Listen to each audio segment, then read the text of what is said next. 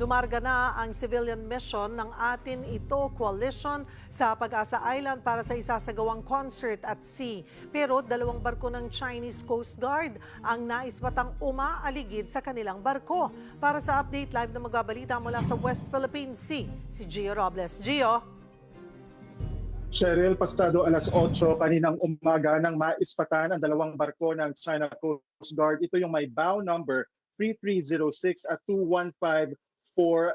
Alam mo Cheryl, nasa loob pa tayo ng ating exclusive economic zone o EEZ. Nasa 40 to 42 nautical miles nang magpakita itong mga barko ng China Coast Guard. May layong 6 to 8 nautical miles sila dito o mula sa sinasakyan naming barko. Ito yung training ship na Kapitana Felix Oca. Dito mismo gaganapin yung konserto sa dagat o within the territorial sea ng Pag-asa Island. Expected na dumating kami sa Pag-asa or within the vicinity of Pag-asa bukas ng umaga Miyerkules po yan. Sa ngayon, Cheryl, ay tuloy-tuloy pa rin ang aming biyahe at sa tingin nga po ng Atin Ito Coalition, yung organizer ay paninindak lang ito ng China kaya nag-deploy sila ng 2 barko mula dito sa nakikita natin within my POV or point of view. Sa ngayon, Cheryl, papakita ko lang mula sa dulo. Hopefully nakikita ninyo pero yung tuldok na puti na yan,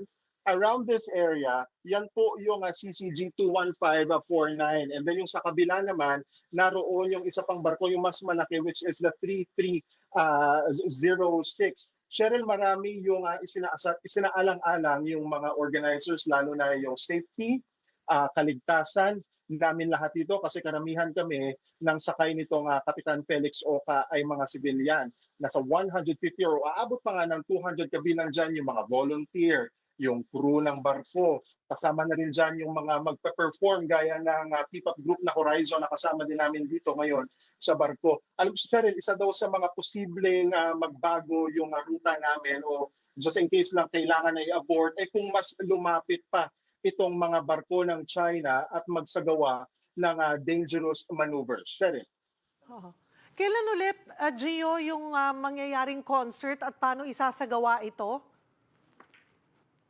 Bukas ng umaga, Cheryl, ang scheduled na arrival namin within the territorial sea ng Pag-asa Island. Although hindi pa exactly sinabi ng Atin Ito Coalition kung saan ba sa area na yon malapit sa Pag-asa Island dadaong itong Kapitana Felix Oca. Pero tomorrow morning, ito na yung main concert ng Atin Ito. Ito yung sa part ng 3rd Civilian Mission pero kauna-unahan ang konserto sa dagat. Cheryl, kagabi Cheryl, if you can still remember from my previous report ay nagdaos ng send-off sa El Nido. Ito yung first part ng 2 parte ng konserto doon sa may El Nido at ilan nga sa mga nag-perform kagabi ay mga OPM legend gaya ni Noel Cabangon, Evidancel at maging mga foreign artists mula sa Malaysia, Japan at South Korea. Cheryl.